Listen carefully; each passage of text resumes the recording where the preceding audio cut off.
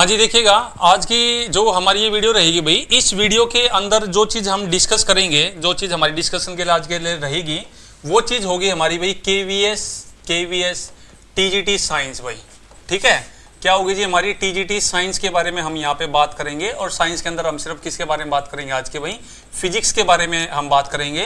तो सबसे पहले हम आप लोगों को बता दें कि भी जो रिजल्ट गुरु है और टीजीटी और पीजीटी के लिए, चाहे हम किसी भी सब्जेक्ट की बात करें, हमने हमारा जो कोर्स है वो लॉन्च कर दिया गया है, जिसमें आप लोगों को theory plus topic wise numerical आप लोगों को मिलेंगे, जहाँ पे आप लोग हमारे साथ जुड़ के अपनी तैयारी को पक्का कर सकते हैं। अगर कोई टीजीटी पीजीटी की तैयारी अगर वो कर रहा है तो टॉपिक वाइज आप लोगों को न्यूमेरिकल मिलेंगे। जो सिलेबस आप लोगों को दिया है उसी सिलेबस के अंदर जो मेन चीज़ है, जो पूछने की बात कोशिश कर रहा है, जो प्रीवियस ईयर क्वेश्चन को ध्यान में रखते हुए आपके जो टॉपिक है या फिर जो आप लोगों की थ्योरी है वो सब कुछ आप लोगों को कराई जाएगी।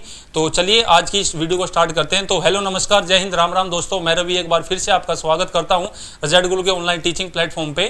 तो आज हम जो बात करेंगे भाई वो केवीएस टीजीटी साइंस, और साइंस में भी हम यहाँ पे फिजिक्स के पोर्शन की सिर्फ बात करेंगे कि आपका सिलेबस क्या है और आप लोगों से पूछना वो क्या चाह रहा है। ठीक है, ये ध्यान रखना। तो सबसे पहले आप लोगों को पता है कि भाई हम उसमें जो बात की जाती है वो मोशन की बात की जाती है, जिसमें आप लोगों को पता है कि 100 नंबर का आपका सब्जेक्ट पूछा जाता है। तो मोटा मोटा मान सकते हो भी 30 से 33 क्वेश्चन आप लोगों के यहाँ पे फिजिक्स से पूछे जाने हैं, वहाँ पे ये ध्यान रखना। तो जैसे कि मोशन है, मोशन में आप लोगों से डिस्टेंस और डिस्प्लेसमेंट की अगर मैं बात करता हूँ तो यहाँ पे आप लोगों के लिए ग्राफ सबसे इंपॉर्टेंट है। इन दोनों के ग्राफ आप लोगों के बनाने आने चाहिए भाई। डिस्टेंस डिस्प्लेसमेंट हो गया, वेलोसिटी हो गया, यूनिफॉर्म यूनिफॉर्म मोशन हो गया एलोंग स्ट्रेट लाइन। ये देखेगा आप लोगों का, ये देखा ना, ये ग्राफ मैंने आप लोगों को यहाँ पे इसने बता दिया, ग्राफ बहुत इंपॉर्टेंट है। ग्राफ से हमारा क्वेश्चन यहाँ पे बनता है। ठीक है, दूसरी बात है, और यहाँ पे अगर मैं एक इंपॉर्टेंट टॉपिक की बात करता हूँ तो वो सिर्फ हमारा एक्सेलरेटेड मोशन है भाई खाली। ठीक है, ये ध्यान रखना। या फिर यूनिफॉर्म सर्कुलर मोशन से भी आप लोगों से वो क्वेश्चन पूछ सकता है, ये ध्यान रखना। तो यही अगर मैं मोशन की बात करता हूं तो ये क्वेश्चन आपके बहुत इंपॉर्टेंट क्वेश्चन है, यहाँ से आपके क्वेश्चंस बन सकते हैं। तो आप लोग ये ध्यान रखना। अगर मैं एक्सीलरेशन की बात करता हूं, एक्सीलरेशन मोशन की, तो ये यहाँ पे आप लोगों से जो वो क्वेश्चन पूछेगा वो आप लोगों से वेक्टर की फॉर्म में पूछेगा भाई, ये ध्यान रखना। वेक्टर या स्केलर की फॉर्म में पूछेगा, डायरेक्ट एक्सीलरेशन की फॉर्म में वो नहीं पूछेगा आप लोगों से। ठीक है, ये ध्यान रखना आप लोग। तो मोशन में कुछ इंपॉर्टेंट टॉपिक है जो आप लोगों को यहाँ पे क्या रखने भी ध्यान रखने हैं।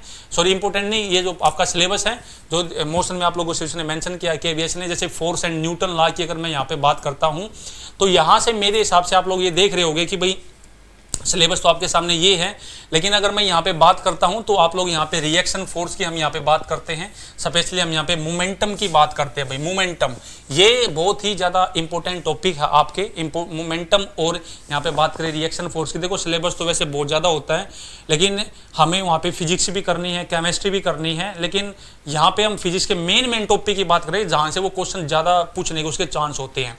तो रिएक्शन फोर्स हो गया, आपका मोमेंटम हो गया, और मोमेंटम आप लोगों को वो कोलिजन की टर्म में पूछेगा, जैसे आगे हमारा टॉपिक भी आएगा तो वहां से भी हम वहां पे कर सकते हैं। Newton law of motion, force and motion, ये इतना कोई ज़्यादा खास इंपॉर्टेंट टॉपिक हमारा नहीं है।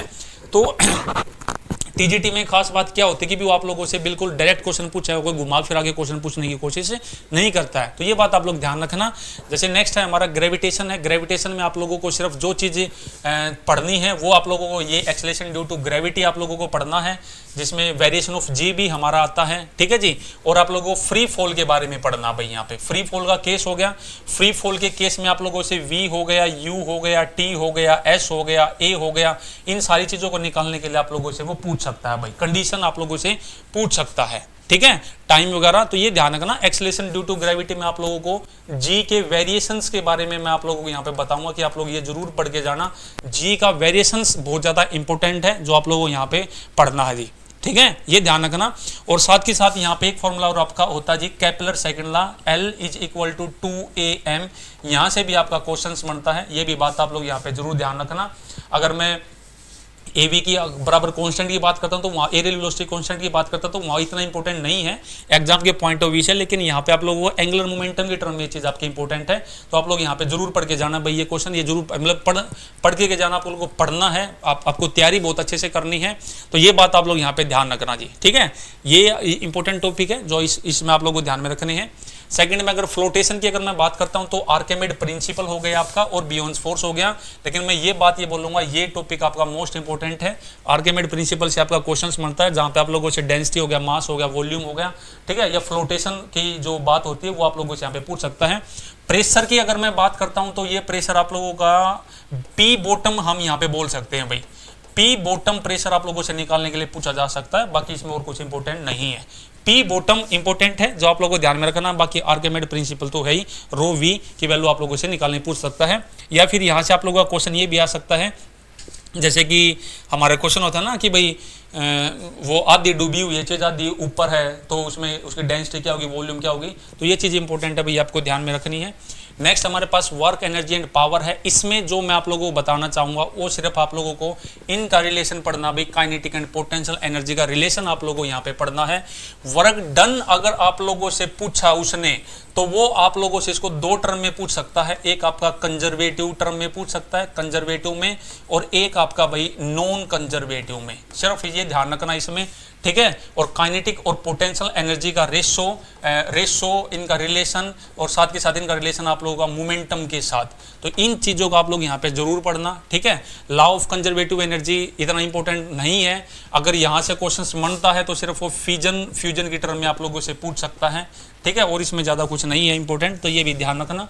आप लोगों का साउंड है, साउंड में आप लोगों से जो क्वेश्चन अगर वो पूछता है, क्वेश्चन की अगर मैं बात करता हूं तो सिर्फ आप लोग, जैसे कि इसमें आप लोगों का मैच नंबर हो गया, मैच नंबर इंपॉर्टेंट है, वो आप लोग यहाँ पे पढ़ना है। वेरिएशंस आप लोगों को, इंटेंसिटी का वेरिएशंस आपको यहाँ पे पढ़ना है, ये ध्यान रखना, इंटेंसिटी का वेरिएशन आप लोगों को यहाँ पे पढ़ना है, जो कि इंपॉर्टेंट है, साउंड से रिलेटेड क्वेश्चन आपका। और यहाँ से अगर हम साउंड के बारे में अगर बात करें तो एक आपका, हाँ जी, ये जो प्रोपेगेशन हो गया ना, प्रोपेगेशन हो गया, ये ध्यान रखना। यहाँ पे आप लोग लॉन्गिट्यूडनल और क्या नाम है, एक और होती है आपकी, कौन सी होती है, उन दोनों के बारे में आप लोग यहाँ पे वैल्यू ध्यान में रखनी है। और स्पीड की अगर मैं बात करता हूँ तो ये आप लोगों को लिक्विड की बात करें, चाहे हम सॉलिड की बात करें और चाहे हम गैस की बात करें, यहाँ से स्पीड से जो आप लोगों का क्वेश्चन ये रिलेट करके पूछेगा, वो पूछेगा आप लोगों का यंग मॉडुलस के साथ, बल्क मॉडुलस के साथ, और क्या नाम है, यंग हो गया, बल्क हो गया, हाँ जी, डेंसिटी, गैस, सॉलिड, गैस और लिक्विड, इन तीनों फॉर्म में आप लोगों से क्वेश्चन यहाँ पे बन सकता है आपका, ये ध्यान रखना। नेक्स्ट है इफेक्ट ऑफ करंट की अगर मैं बात करता हूँ भाई, करंट की बात करता हूँ तो इसमें जो सबसे इंपॉर्टेंट जो टॉपिक अगर मैं हम यहाँ पे बात करें तो यहाँ पे हमारा पोटेंशियल डिफरेंस हो गया भाई, पोटेंशियल डिफरेंस हो गया, जिसमें साथ साथ वो इंटरनल रेजिस्टेंस आर भी वगैरह पूछ सकता है, ई आप लोगों से पूछ सकता है निकालने के लिए। ओम्स इतना इंपॉर्टेंट नहीं है, रेजिस्टिविटी भी इतनी इंपॉर्टेंट नहीं है, इतना कुछ नहीं है। सीरीज कॉम्बिनेशन, पैरेलल कॉम्बिनेशन, हाँ भाई, सीरीज और पैरेलल कॉम्बिनेशन में जो आप लोगों से वो क्वेश्चन पूछ सकता है वो आपका होता है ग्लो के बारे में भाई, ग्लो के बारे में, कौन सा बल्ब ज़्यादा ग्लो करेगा, कौन सा बल्ब कम ग्लो करेगा जब हम उसको सीरीज में लगाते हैं, जब हम उसको पैरेलल में लगाते हैं, या हीटिंग इफेक्ट से भी यहाँ पे इसका टॉपिक इंपॉर्टेंट हो सकता है। तो ये भी बात आप लोग यहाँ पे क्या रखना जी, ध्यान रखना, बाकी इसमें कुछ नहीं है। और उसमें हमारे पास PVIR के बीच में भाई, सबके बीच में आप लोगों को यहाँ पे पता होना चाहिए रिलेशन भाई, ठीक है, ये ध्यान रखना। ग्लो का इंपॉर्टेंट क्वेश्चन है, साथ के साथ अगर इसमें अगर वो आता है, ये देखिएगा इसमें है, ठीक है, उसमें कोई दिक्कत नहीं है। इसमें आप लोगों को जो पढ़ना है वो आप लोगों को भाई सोलेनोइड के बारे में पढ़ना है, ठीक है। और इसमें ये रूल तो छोड़ना ही नहीं है, डायरेक्शन आप लोगों से पूछ सकता है, चाहे फ्लेमिंग की बात करें, लेफ्ट की, राइट की, चाहे किसी के बारे में बात करें भाई। इंडक्शन हो गया आपको, आप लोगों का पावर आप लोगों यहाँ से पूछ सकता है भाई, ये ध्यान रखना, पावर वगैरह हो गया। अल्टरनेटिंग करंट हो गया, ये देखो ये आ गया, अल्टरनेटिंग करंट हो गया, एसी की फ्रीक्वेंसी होगी, और ये एडवांटेज वगैरह तो नहीं पढ़नी है, तो कुछ ऐसा क्वेश्चन नहीं मिलेगा। एसी की फ्रीक्वेंसी होगी, यहाँ से आप लोगों से एलसी के बारे में पूछ सकता है, एलसीआर के बारे में पूछ सकता है, आप लोगों को पावर निकालने के बारे में पूछ सकता है, ठीक है। और क्या नाम है, इसके बारे में बस यही है, इसमें और तो कुछ नहीं है।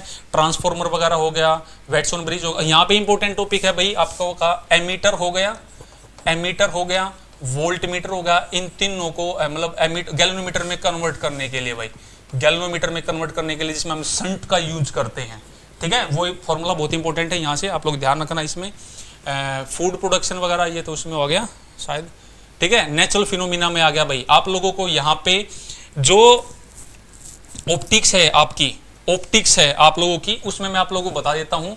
इसमें जो आप लोगों को इंपॉर्टेंट आप लोगों को पढ़ना है वो क्या है, वो मैं बता देता हूँ।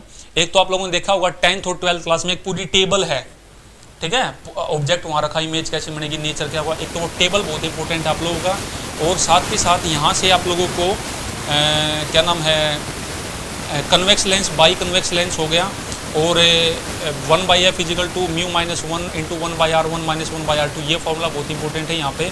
इस फॉर्मूले क्वेश्चन की प्रैक्टिस आप लोग यहाँ पे जरूर करनी है।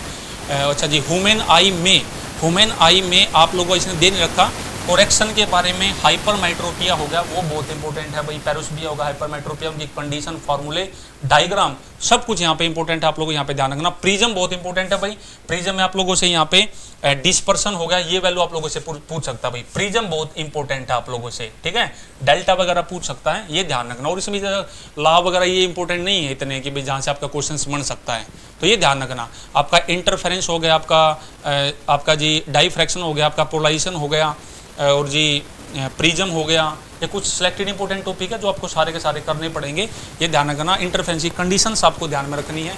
ओवर इन्वायरमेंट में तो कुछ नहीं था, इनको आप कर भी सकते हो, नॉन ट्रिपल आर के बारे में पढ़ लेना बस, इसमें ज़्यादा आपको कुछ नहीं है, ठीक है।